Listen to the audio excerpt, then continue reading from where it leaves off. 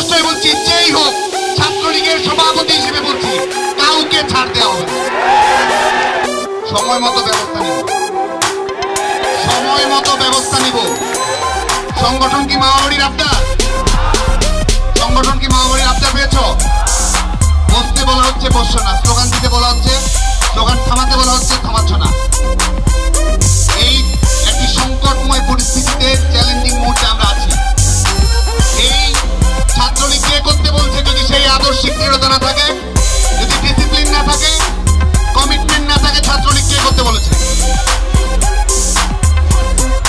কঠোর ভাবে বলছি, সামনে ডানে বামে অনেক কিছু দেখছি, অনেক কিছু দেখছি। সুস্পষ্ট হয়ে বলছি, ছাত্রলীগের সাংগঠনিক শৃঙ্খলা ভঙ্গ করলে যেই হোক, সুস্পষ্ট হয়ে বলছি, যেই হোক ছাত্রলীগের সভাপতি হিসেবে বলছি, কাউকে ছাড় দেওয়া হবে, কাউকে ছাড় দেওয়া হবে না। আজকে ছাত্রলীগের কর্মীরা এখানে আছে, সাধারণ শিক্ষার্থীরা আছে। হ্যাঁ, বসো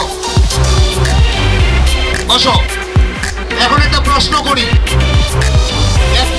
করি, এখন খেলা যদি মিরপুরে হয়, সিলেটি স্টেডিয়ামে গিয়ে লাভ আছে?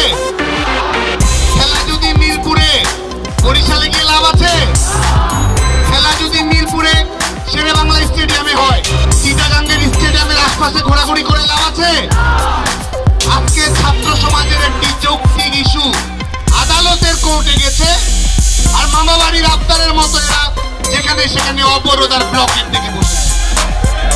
আমরা সুস্পষ্ট হয়ে বলছি, যে সমস্যার সমাধান করার জন্য যৌক্তিক উপায় রয়েছে, আইনসঙ্গত উপায় রয়েছে, সেই পদ্ধতি যেন ব্যবহার করা হয়।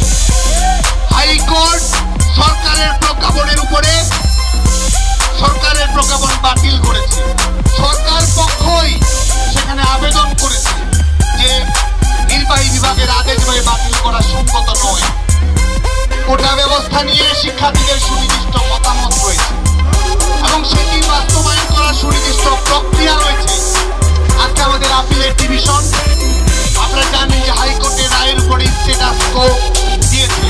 হাইকোর্টের রায় স্থিতাবস্থা প্রয়োগ করা হয়েছে। আজকে এই মুহূর্তে আমাদের এই রাজু ভাস্কর্যে যারা চাকরির পরীক্ষা দিতে চায়, শাহবাগে যারা বসে আছে, যারা চাকরির পরীক্ষা দিতে চায়, কারোর জন্যই কোটা প্রযোজ্য নয়। রাইট নাও বাংলাদেশে কোনো ধরনের কোটা নেই। এটি আমাদের আপিলেট বিভাগ এই মধ্যবর্তী সময়ের জন্য চূড়ান্ত নিষ্পত্তি হওয়ার আগ পর্যন্ত এই আদেশ দিয়েছে, এই স্ট্যাটাস কো দিয়েছে।